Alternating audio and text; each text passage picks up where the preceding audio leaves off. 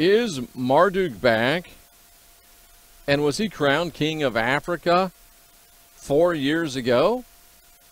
I'm Jeffrey Daugherty, the Christian Whistleblower. I'll be right back with more.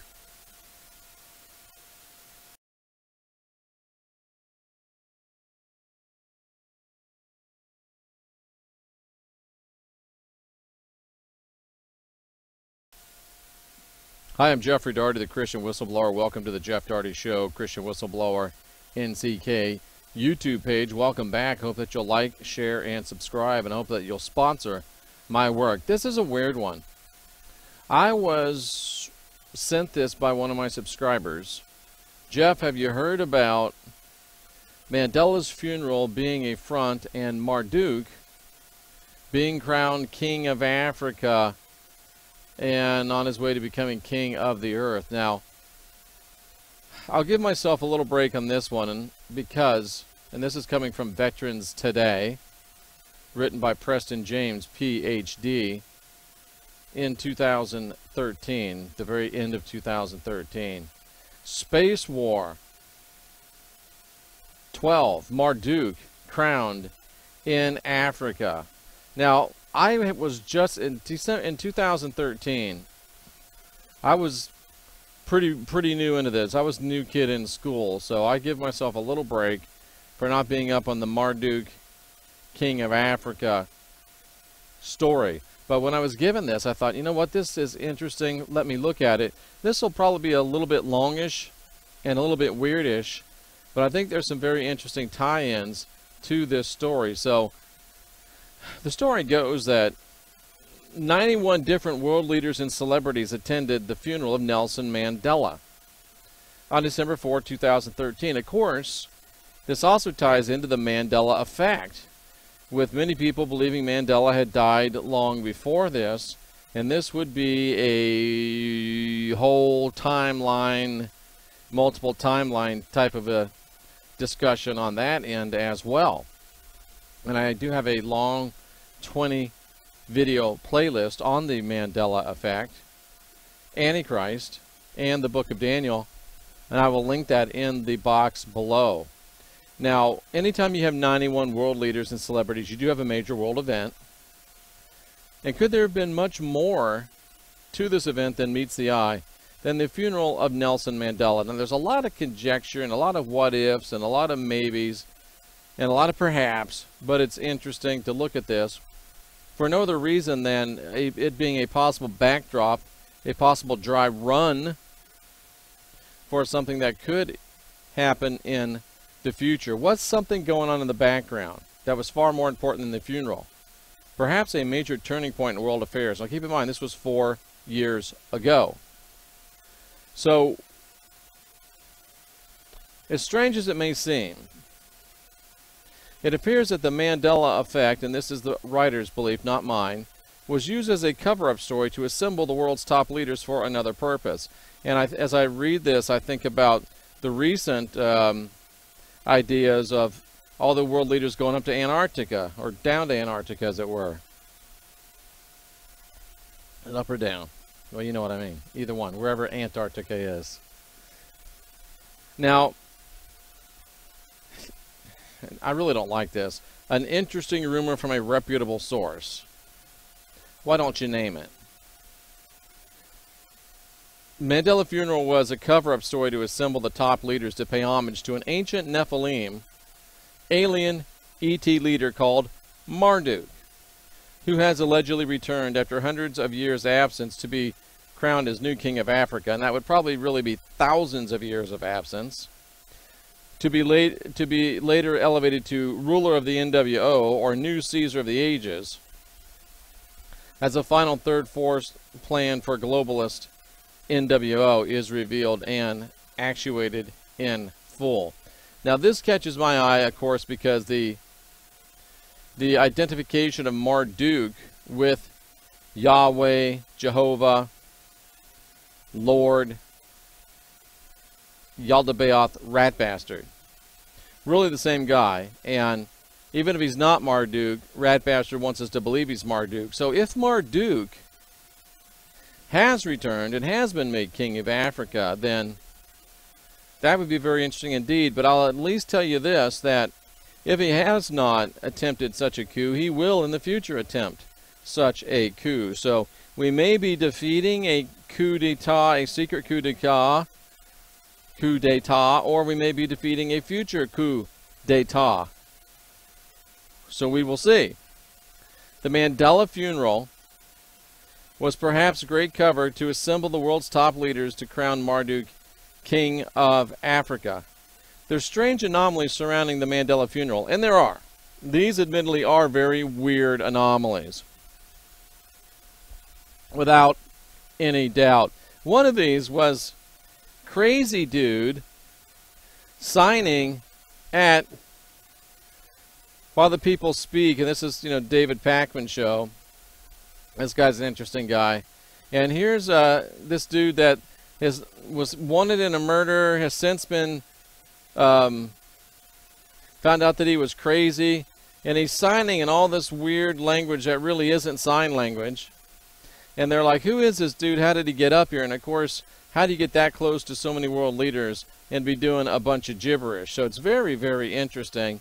And some of the concern was, number one, how does he get close to so many world leaders? But number two, the speculation is, was he using ET sign language for aliens present at the funeral or watching on live video? Hey, I don't make it up, I just report it. So was he using alien sign language? Now, there's also rumors that Mandela died in June. And of course, with the Mandela effect, there's rumors that he died years earlier. And they actually died in June, and they kept him on ice or on a respirator until this funeral and burial could have been arranged. So did Mandela die on June 26th instead of December 5th, 2013? This writer claims that reports have emerged that Mandela died on June 26th and his body was kept on ice. Now, he was kept on ice until they could put this together and bring again Marduk out and, go ahead and anoint him king. Now, the main services for the funeral were held at the Johannesburg National Stadium, but there was a graveyard service 10 days later in Mandela's home village in a big tent. No mention in the news reports of world leaders being present at the graveside service, just at the National Stadium service, the funeral, which is quasi-interesting. So you got weird, creepy guy, fake translator around the world leaders, translating gibberish, or was it Pleiadian, or was it Arcturian, or was he expelling swamp gas from Uranus? Who knows? And then you got people showing up for the funeral, but not the graveside service. So, kind of eerie. Here's that big tent. I mean, this is the outside view of that tent. Here's what it looks like on the inside. So, pretty swanky. Now, you had interesting associations between top American current and former leaders. You had Bill and Hillary Clinton were there. George W. Bush was there. Obama was there. They all flew together. One big happy family on Air Force One. Their W's showing something to Hillary and she's laughing, and it's just a big interesting thing. I don't know, what are they looking at, kiddie porn there? I'm not sure what it might be, but it's just a bunch of dudes chewing the fat, and dudettes as well. So they're just having a great time, and it's really not a surprise to any of us. Well, it shouldn't be a surprise to any of us. But one thing that's interesting to me is, of the 91 world leaders that went there, conspicuously absent amongst them was one Donald Trump.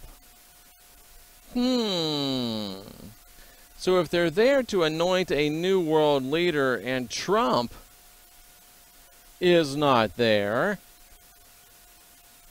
that makes for some interesting speculation.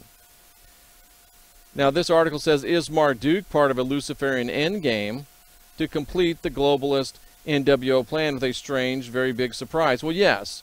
Marduk who is Lucifer, does have a big end-time game plan in mind. And that's why we're working so hard, putting out so many videos, because we're here to thwart that end-time game plan that he has to make himself the new Caesar of the ages.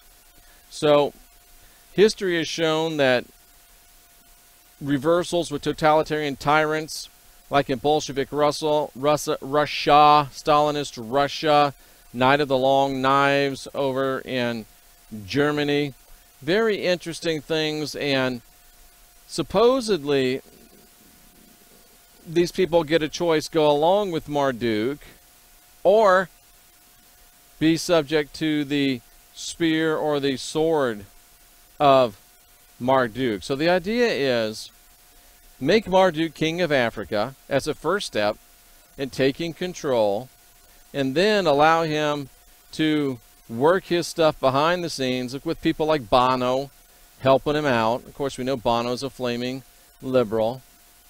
Still like you too, just don't like Bono too much. And then, Marduk hangs around behind the scenes, get things ready, and then he takes over at a pre-appointed time, perhaps with a false flag alien invasion. Now, I don't know where this comes in, but is part of Marduk's plan reconstitution of Israel into a religion-free state? I don't know about any of that stuff. But before Mandela died, and this is what makes it interesting, he made comments suggesting that he believed that Palestine belonged to the Palestinians and that the Israelis were occupiers, didn't have any right. These are one of the reasons why Netanyahu didn't come to the funeral. Now, is Marduk going to be able to come in and magically, and maybe really magically, seal that wound and write that up? Now, it gets even more interesting because they think they know where Marduk's living right now in Africa. Now, if Marduk is an ancient god, I'm not sure why he'd be living in a house in Africa, because what does God need with a starship, right?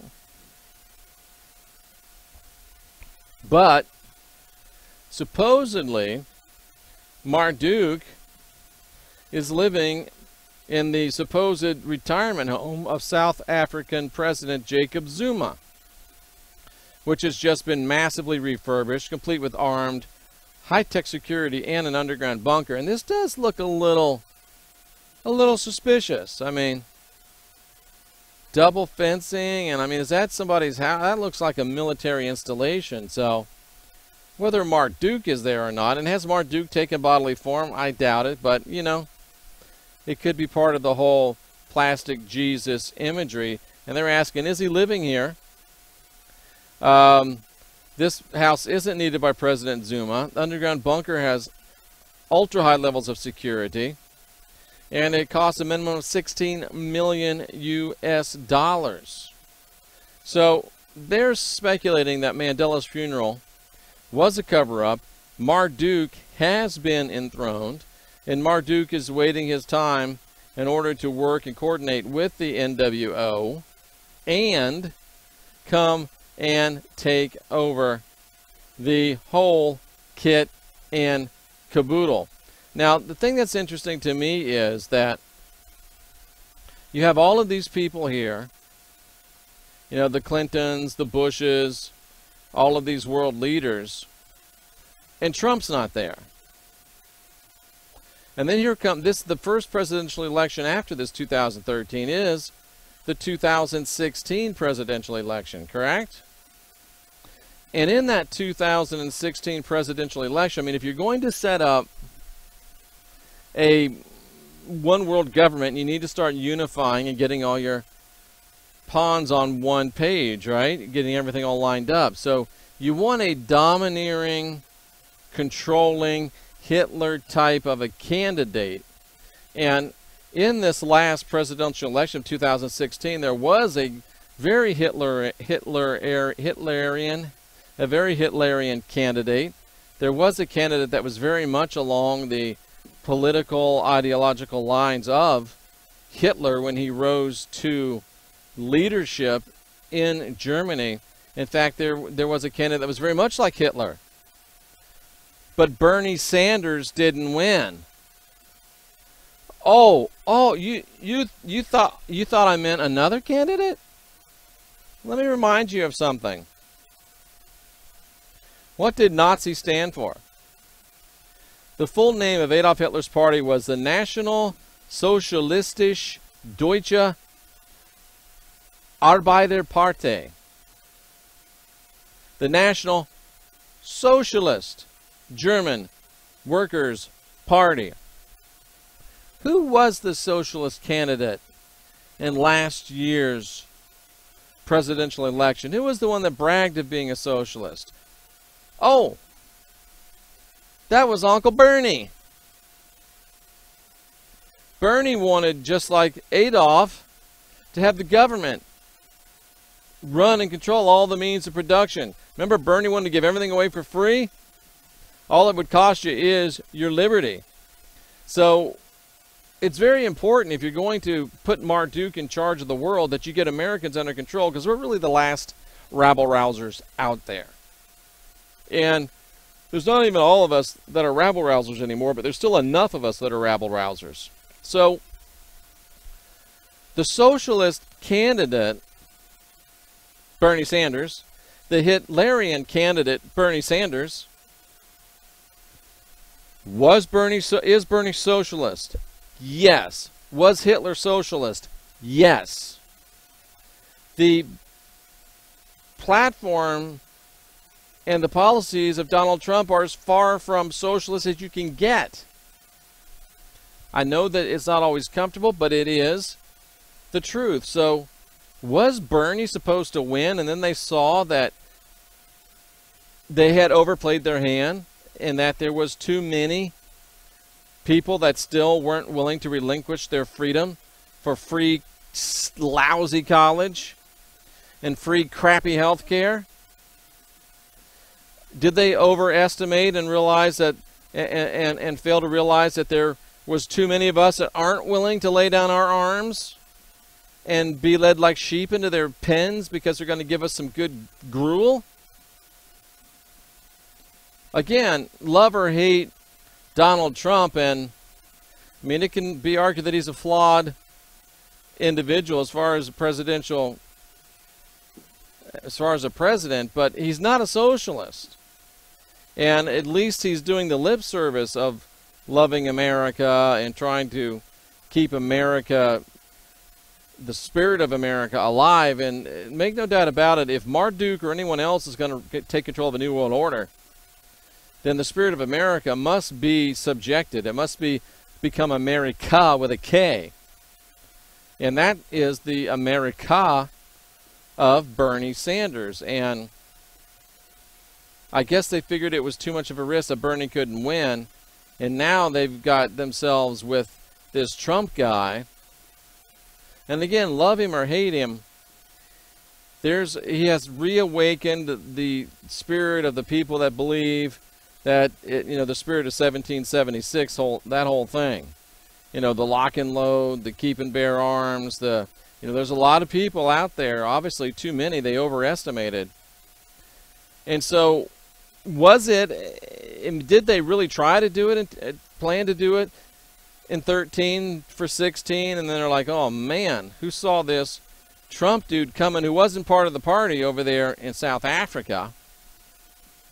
Now, I'm not saying the guy's brilliant. I'm not saying that he's wonderful. All I'm saying is that he is a wild card.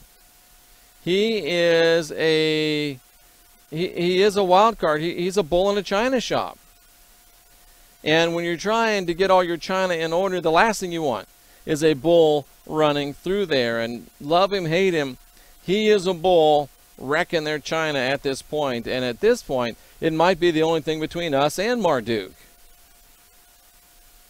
The Lord.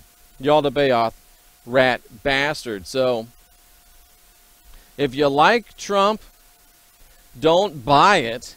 Don't believe he's the savior. Don't believe all your problems are over. Stay vigilant. If you hate Trump, then at least leverage the chaos that he has created within the dominant political, the dominant social, and the dominant media culture. and leverage it to get new ideas and new thought out into the arena. And maybe, just maybe, the devil you know is better than the devil you don't know, or the devil that they've got hidden away over in South Africa, waiting to take the reins. Interesting speculation. Interesting ideas on our geopolitical situation. But be diligent. Keep your eyes open. Keep your mind open. And don't start giving away your sovereignty, and don't start giving away your intellectual sovereignty. Don't start giving away your political sovereignty. Don't start giving away your social sovereignty. Now is the time more than ever to make yourself free, to make yourself sovereign, and to recognize the divinity within you. And it may be more than ever the time to get yourself to a place where you can be self-sufficient and self-supporting and self-defending. And the Trump presidency is creating a opportunity. Is it the last opportunity? I don't know, but it is creating us an opportunity, a buffer to try to get our stuff as in order as we can get it. Don't usually go there, but I thought it was an interesting idea. Is Marduk sitting in Africa, having been crowned king of Africa, waiting to become king of the world? Why were all those people there? Why wasn't Trump there? What do they have planned? Has Trump thrown a monkey wrench into it? And how long before they get the monkey wrench out of the works and get things back on track again? Unwind your mind, unindoctrinate yourself, guide your own spirit, master your own ascension, be your own guru, be your own political consultant, be your own news provider. What does Rex Bear say? Question everything. Question everything. Ask questions and question answers. And even though it looks like things are tough, you've got to remember to be excellent to each other.